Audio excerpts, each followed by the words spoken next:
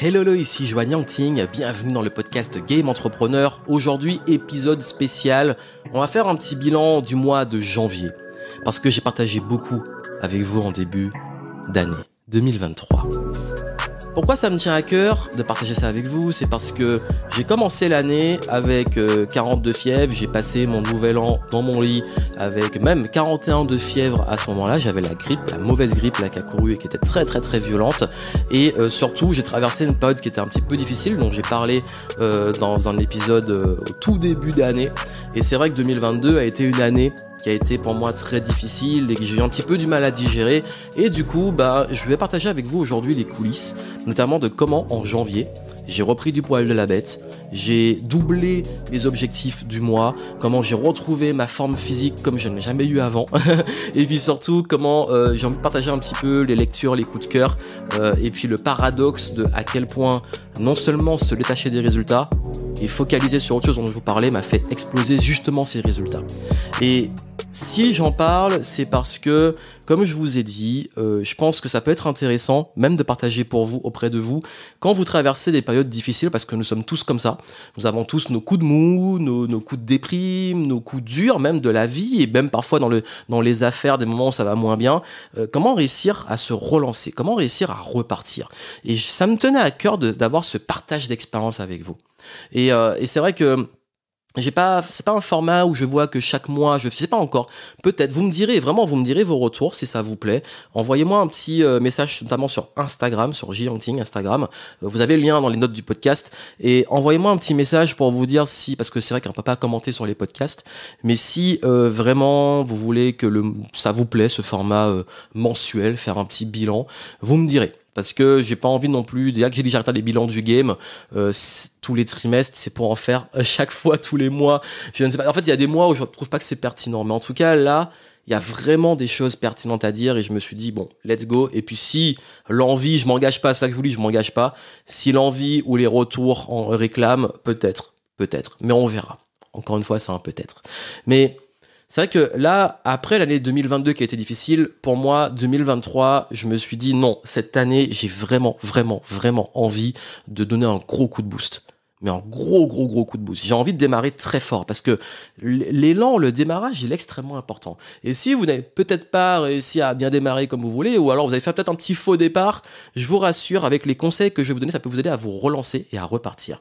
Et comme je vous ai dit, moi, j'ai commencé l'année sur le plan de la santé, j'étais au fond du trou. J'ai chopé la grippe, je pense, pendant les fêtes de Noël. Ça veut dire que j'ai commencé à être malade vers le 28-29, vous savez, le mal de gorge qui augmente et tout, et puis le truc qui monte. Et j'ai eu la très mauvaise grippe là de l'hiver et je peux vous dire que ça a été extrêmement violent. Et quand je vous dis violent, c'est que j'ai été cloué au lit, j'avais 41 de fièvre. Je suis moi quelqu'un qui ne tombe que très rarement malade, voire jamais malade, mais là ça a fait vraiment mal. Bref, je vais pas m'appuyer sur mon sort, mais c'est pour vous dire que j'ai commencé l'année, je me réveille le jour de l'an, je suis malade et je me dis waouh, ça commence bien. Le 2, je suis encore malade. Le 3, je reprends du poil de la bête, mais je commence à reprendre un petit peu. Le 4, ça va un petit peu mieux. Mais bref, ça a été, en fait, je ne pouvais que monter. Parce que là, je peux vous dire que j'étais vraiment fatigué. J'étais fatigué au point où j'avais un rendez-vous kiné, genre peut-être 10 jours après le pic de ma grippe.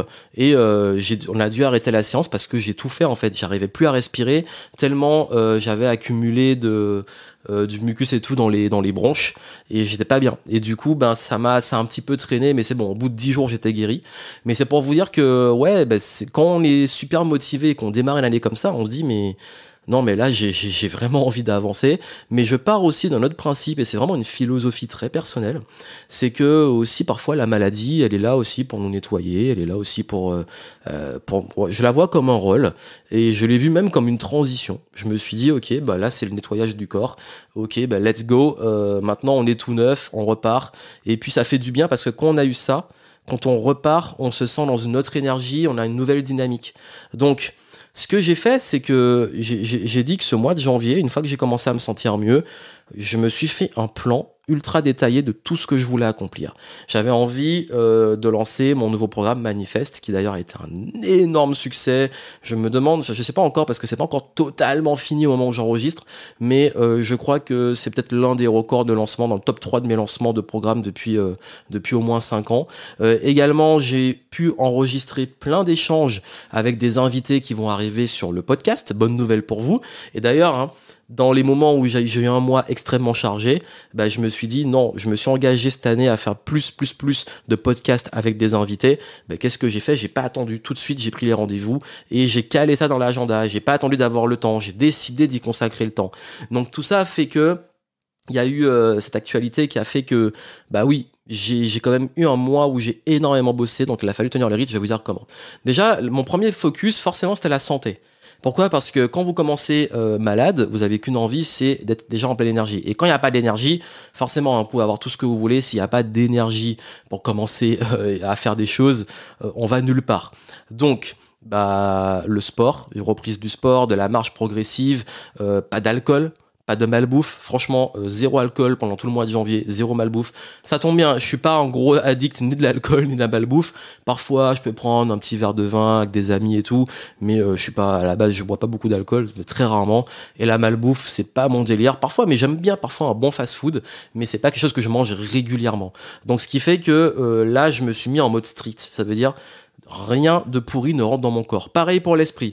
J'ai pas de news. Pas d'actualité anxiogène, surtout en ce moment là.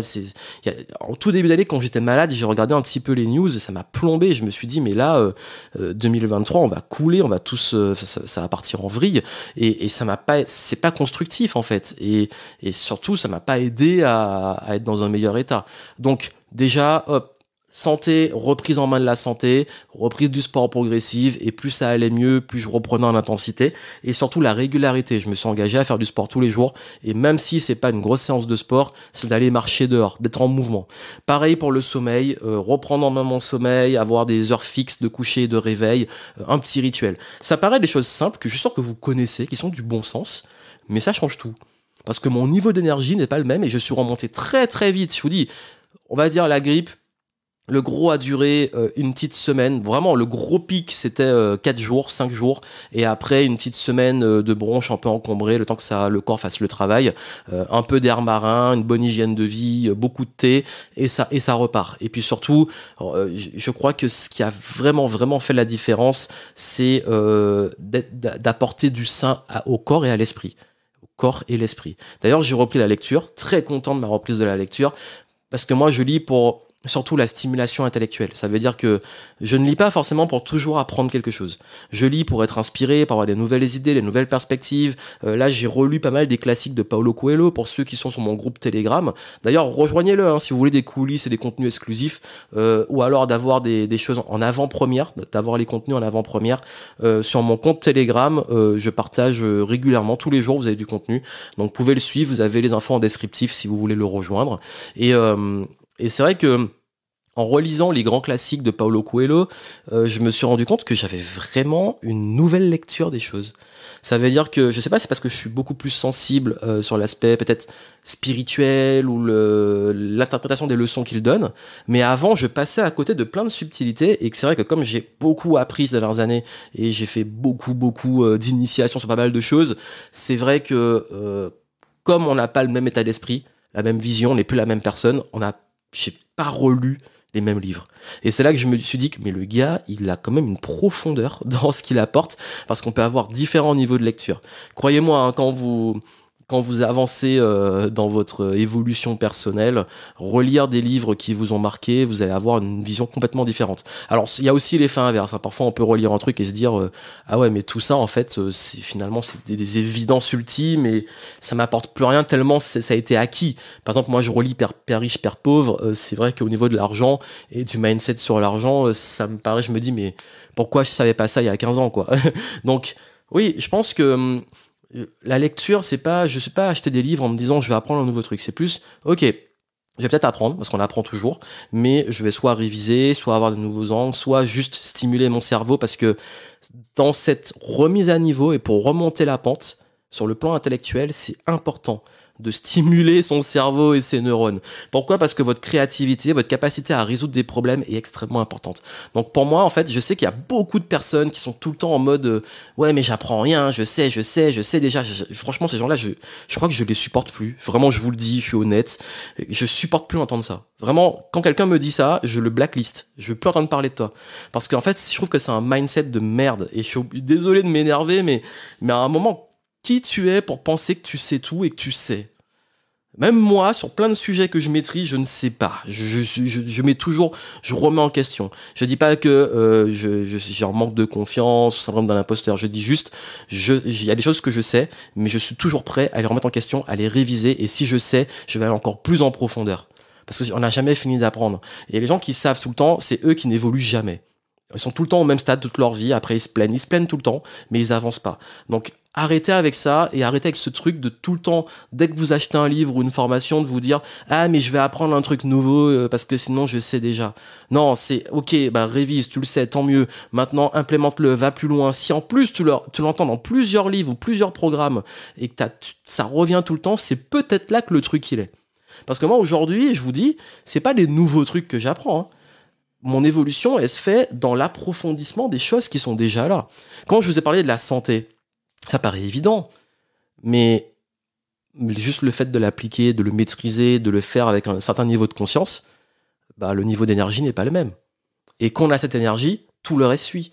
Donc c'est pour ça que je vous dis, oui, tout le monde sait qu'il faut se mettre en mouvement, bien dormir, pas faire d'écran 1 heure avant de dormir, etc. Mais qui le fait vraiment et surtout qui le maîtrise. Et ça, c'est un autre niveau. Et c'est pour ça que vraiment, je vous dis, moi, la stimulation intellectuelle, c'est ultra important. Je continue d'écouter des audios, des podcasts, lire des livres et tout, pour garder cette stimulation, parce que ça me permet de résoudre des problèmes. Et puis surtout, quand on est en train de résoudre un problème, quand on a un truc dans la tête, comme par hasard, et vraiment, comme par hasard, dans le livre, ou la lecture que vous allez voir, ou la conférence que vous allez voir, ou le programme que vous allez suivre, comme par hasard, ça va vous apporter une réponse sur le problème actuel. Bah, c'est normal. Question de focus, question de radar. Et même dans les trucs de Paulo Coelho, j'ai trouvé des réponses à des problématiques que j'avais sur le business, c'est pour vous dire. Alors que le truc, il n'a rien à voir, c'est pas un livre de business. Donc je pense que ça, c'est intéressant de garder cette simulation, et ça fait une grosse différence. Et vraiment, surtout quand on veut remonter la pente, moi, les moments où je lis le plus, et c'est pas forcément un bon réflexe, parce qu'on attend d'être dans cette situation-là, mais les moments où je lis le plus, c'est quand je vais pas bien. Parce qu'en fait, ça me rebooste le moral.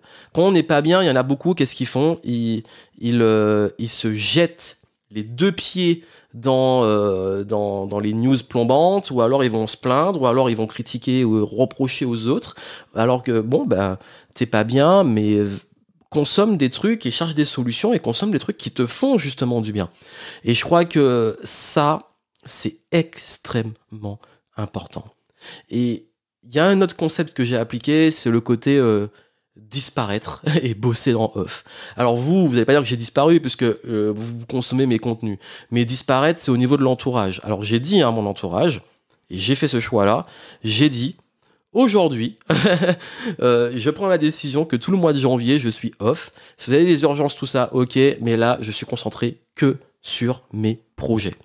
J'ai ça à faire. Vous me contactez si vous voulez, mais moi je suis focus. Et du coup, focus sur les objectifs, suivre mon plan, le faire confiance et pas laisser de distraction, pensée parasite. Tout ce qui me détournait de là où je voulais être, je l'ai ousté. J'ai vraiment dégagé, que ça soit même des pensées, des sources de consommation, des influences, des gens sur les réseaux sociaux, les gens dans l'entourage. Bon, ça va, j'ai quand même un bon entourage, donc j'ai pas eu à faire ça pour l'entourage, mais j'ai juste prévenu que là, je suis focus et que je ne gère rien d'autre, sauf cas extrême urgence ou réel besoin. Et je me suis pas laissé le choix. Ça veut dire que je me suis vraiment engagé, j'ai dit, ben voici j'ai fait tout le plan, j'ai déroulé tout le plan du mois, et j'ai dit, voici tout ce que je fais chaque semaine. Et je m'y tiens. Et peu importe. Encore une fois, il y en a beaucoup qui vont dire, mais comment tu te disciplines, comment t'es motivé ? Je m'en fous. Il n'y a pas de motivation, de discipline, c'est je fais. Et c'est là que la discipline elle vient. J'attends pas la motivation, c'est je fais. Je suis pas motivé aujourd'hui, je suis fatigué, j'ai pas envie, je fais. Je suis pas aujourd'hui, peut-être que c'est peut-être pas le bon moment, je devrais le reporter. Non, je fais. Je me suis engagé pour faire un podcast avec quelqu'un. Ah, finalement, peut-être qu'on devrait reporter parce que l'agenda est trop chargé. Non, tu tiens ton engagement, tu le fais. Et ça a été que ça pendant tout le mois. Et du coup, j'ai pas été distrait une seule fois. Mais après, là, encore une fois, le but, et je dis pas que j'ai bossé de 8h à minuit tous les jours du lundi au dimanche. J'ai bossé beaucoup, oui, mais j'ai vraiment pris en compte le sommeil et la récupération, les jours off, les moments de sport. Donc je vous dis, c'est un équilibre. C'est que le focus, il se fait autant dans l'exécution, que la planification, la créativité, que la récupération. Mais ça a été un engagement. Pourquoi ? Parce que là, je me suis dit, tout ce que je vais faire ce mois-ci, je vais le faire avec un niveau d'excellence à 10-20% au-dessus de mes capacités. Ce qui veut dire que j'ai l'habitude de faire des webinars. Je pourrais me dire même improviser, en faire un. Non, là tu le fais, tu le prépares et tu fais un niveau d'excellence. Tu fais le lancement, par exemple manifeste, tu le fais avec un niveau d'excellence. Tu fais l'interview, t'enregistres, tu le fais avec un niveau d'excellence. Et l'excellence, c'est pas la perfection. Encore une fois, on n'est pas dans le perfectionnisme. L'excellence, c'est voici de quoi tu es capable. Bah écoute, qu'est-ce que tu peux faire de plus au-dessus pour te challenger ? Parce que moi, j'ai besoin de challenge. Si j'ai pas de challenge, je m'ennuie. J'ai un esprit performeur. Ça plaît pas à tout le monde, mais je suis comme ça. Et voilà. Et je pense que je ne serais pas là où j'en suis si j'avais pas ça. Mais encore une fois, c'est vraiment aussi une question de personnalité. Et là, je suis vraiment revenu dans mon état d'esprit sur mon intuition et mes forces. Je vais vraiment revenir sur ces forces, dans quoi je suis bon, qu'est-ce qui est fluide pour moi. Mon intuition, c'est que je devrais plus faire quoi, ok, et surtout, qu'est-ce qui marche pour moi, qu'est-ce qui me correspond. Et dans ces forces, dans mes talents, je vais y aller à 10%, 20% au-dessus. Ça, je suis bon, mais je peux encore être encore mieux, et là, je peux vraiment exceller. Et ça, c'est même dans le sport, hein, si tu fais les petits 10% à chaque séance en plus, tu t'arrêtes pas quand t'as ta limite, tu vas 10% au-dessus, ça fait une grosse différence. Et surtout, et là encore une fois en termes d'intention pure, je suis revenu à ma vraie mission et mes valeurs. Et surtout ma valeur.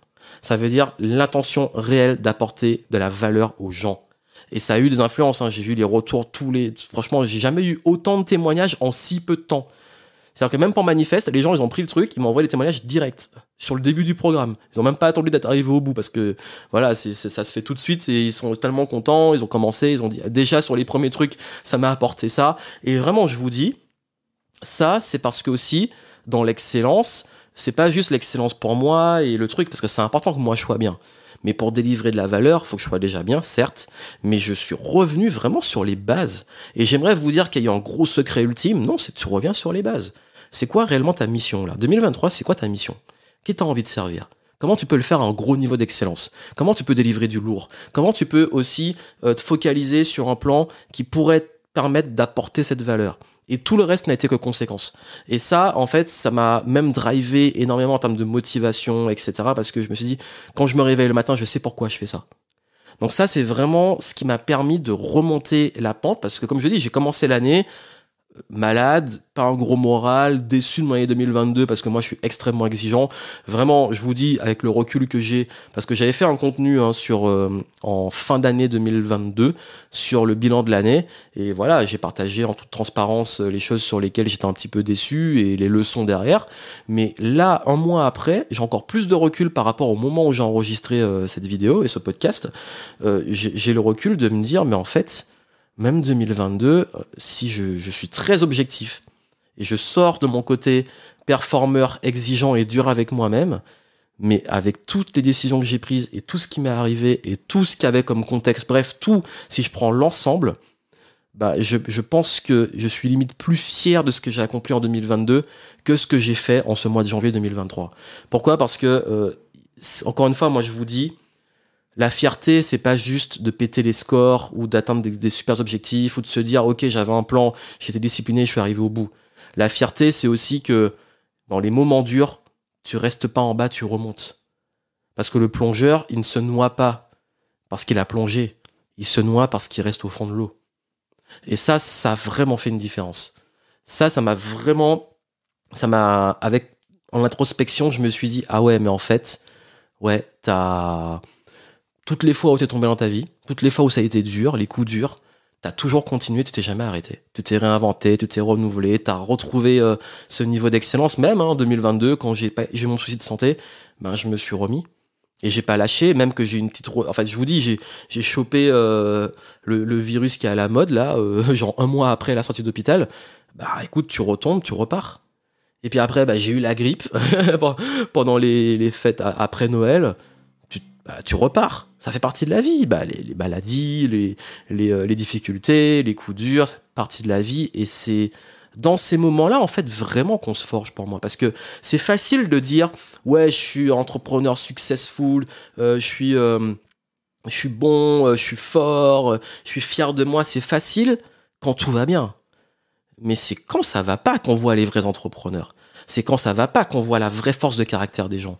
Et je sais, moi je vous dis, j'ai eu des discussions avec des personnes qui ont vécu des trucs très très durs dans leur vie. Moi j'ai un profond respect parce que parfois ils se dévalorisent, ils se disent mais j'ai un syndrome de l'imposteur et tout. Et je leur rappelle en fait, pendant les événements, souvent on travaille sur ça, je leur dis mais attends, mais t'as vu ce que t'as vécu, ce que t'as traversé dans ta vie personnelle. Et là, t'as juste peur d'un petit truc qui est pas grave sur le business. Non, mais encore une fois, votre force de caractère, c'est pas que l'identité business entrepreneur. C'est en vous, en fait. C'est dans votre personne. Votre identité, elle est plus complexe que ça. Donc, je voulais vous dire vraiment que on a cette force de résilience, de persévérance, et il faut pas, je vais pas vous faire le discours, faut pas lâcher, faut continuer, mais vous l'avez déjà en vous.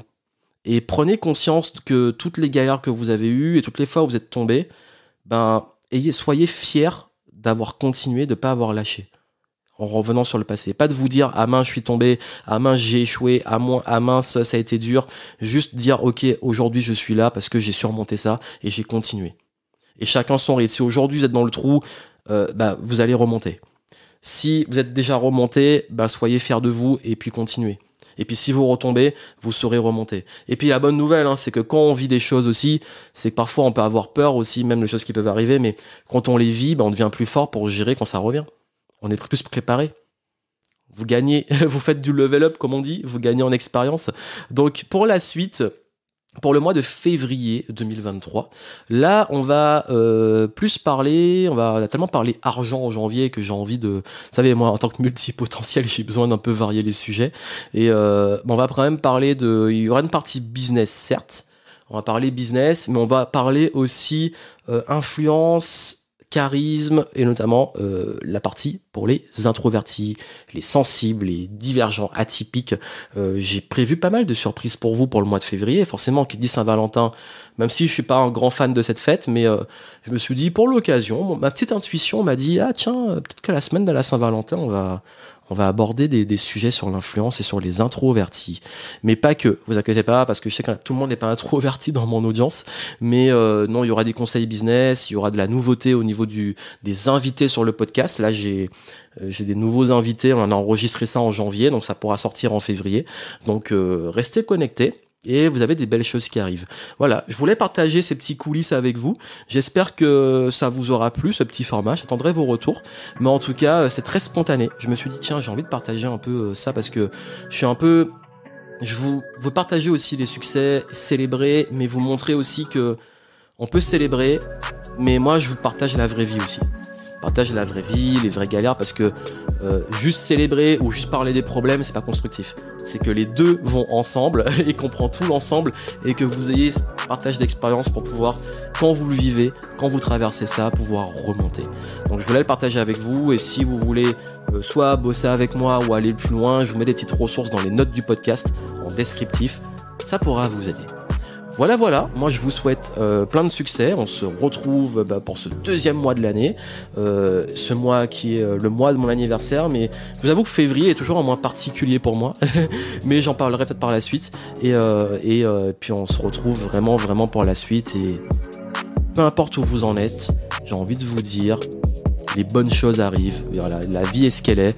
On peut avoir des coups de mou, des coups durs, mais il y a toujours des moments de grâce, des belles choses qui arrivent, et il faut pas lâcher pour les avoir, et il faut continuer de rester en mouvement, d'apprendre, de continuer son introspection, son intention, continuer à mettre du mouvement intellectuel comme je l'ai dit, mais aussi physique, et c'est là que vous allez pouvoir continuer à avancer. Plein de succès à vous, à très bientôt.